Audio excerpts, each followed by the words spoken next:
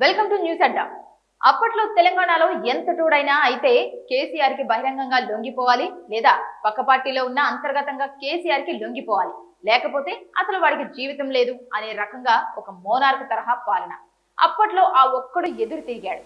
ఎన్ని రకాలుగా ఇబ్బంది పెట్టినా ఎక్కడా వెన్ను చూపించకుండా నువ్వో నేను తేల్చుకుందాం రా అని నిలబడ్డాడు. ఇంకా చెప్పాలంటే ఒక్కగానొక్క కూతురు పెళ్లి నాటికి ఇంటి మీద పడి దాడి చేసి తనని మానసికంగా తేరుకోలేని విధంగా చెయ్యాలి అనే దుష్ట పన్నాగం రచించారు. ఆ రోజున జైలుకు వెళ్లే మొదటి రోజు మీసం మెలేసి చెప్పాడు, కేసీఆర్ ను ఆయన కుటుంబాన్ని రాజకీయంగా సమాధి చేసి తీరతాను అని. అసలు ఏ ధైర్యం చూసుకొని నిలబడ్డాడు? ఏ ధైర్యం చూసుకొని ఛాలెంజ్లు చేశాడు? ఏ ధైర్యం చూసుకొని మీసం మెలేసి మరీ చెప్పాడు?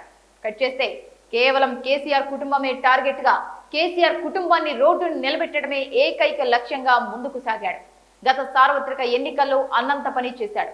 అది ఎవడి మాట ఎవడు వినని, ఎవడని ఎదగనివ్వని సంస్కృతితో ఏకంగా పార్టీనే సర్వనాశనం చేసుకునే రాజకీయం నడిపే కాంగ్రెస్ లాంటి పార్టీ నుంచి మొత్తం నేనే అయ్యి నేనే రాజు నేనే మంత్రినవుతా, అన్ని నాకు వదిలేయండి, నాకు వదిలిపెట్టండి అని కాంగ్రెస్ అధిష్టానం నుంచి అన్ని రకాలుగా మద్దతు కూడగట్టుకొని ఎక్కడ తగ్గాలో ఎక్కడ నెగ్గాలో అనేది తనకి తెలిసినట్లుగా మరెవ్వరికి తెలియదు అన్న చందాన రాజకీయ పద్మ వ్యూహంలోకి ఒక అభిమన్యుడిలా పోరాటానికి నాంది పలికి ప్రత్యర్థులకు మాకు ఎదురే లేదు అనే భ్రమలోనే ఉంచి ఊహించని విధంగా ఎన్నికలకు నెల ముందు గెరిల్లా తరహా యుద్ధ నీతిని అమలుపరిచి ప్రత్యర్థి తేరుకునే అవకాశం లేకుండా చావు దెబ్బ తీసి ఏకంగా ముఖ్యమంత్రి పీఠాన్ని అధిరోహించాడు.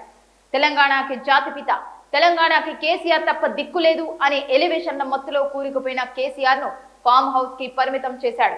కానీ మంది మార్బలం ఇప్పటికీ ఒరే పొట్టోడా అంటూ బాడీ షేమింగ్ చేసినా, లాటరీలో ముఖ్యమంత్రి అయ్యాడు అని చులకన చేస్తున్నా, గుంపు మేస్త్రి అని అవహేళనగా మాట్లాడినా, ఇంగ్లీష్ రాదు అని వ్యంగ్యంగా మాట్లాడినా, తన పని తాను చేసుకుంటూ తెలంగాణ రాజకీయంలో కేసీఆర్ కుటుంబం ఉనికినే లేకుండా పూర్తిగా చెరిపేసే పనిలో ఒక్కొక్క టాస్క్ కు చెక్ పెట్టుకుంటూ ఒక పద్ధతి ప్రకారం రాష్ట్ర స్థాయిలో మొదలుపెట్టి క్షేత్రస్థాయి వరకు కూకటి వేళ్లతో పిగిలించి వేసే పనిలో దిగ్విజయంగా ముందుకు సాగిపోతున్నాడు.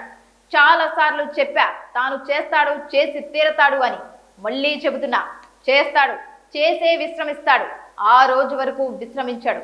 అతని సంకల్ప బలానికి పంచభూతాలు సైతం అబ్బురపడి సాహో అనకుండా ఉండలేకపోతున్నాయి. మానవ మాత్రులు ఏ మాత్రం అతన్ని ఆపలేరు. ఇది వాస్తవం, ఇదే వాస్తవం.